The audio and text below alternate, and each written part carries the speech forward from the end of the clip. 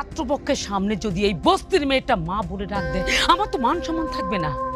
এখনই কিছু একটা করতে হবে, এখনই কিছু একটা করতে হবে।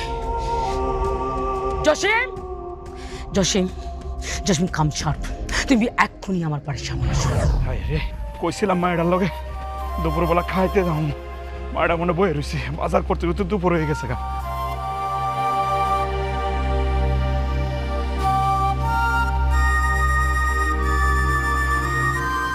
এত সহজে ছাড়া যাবে না।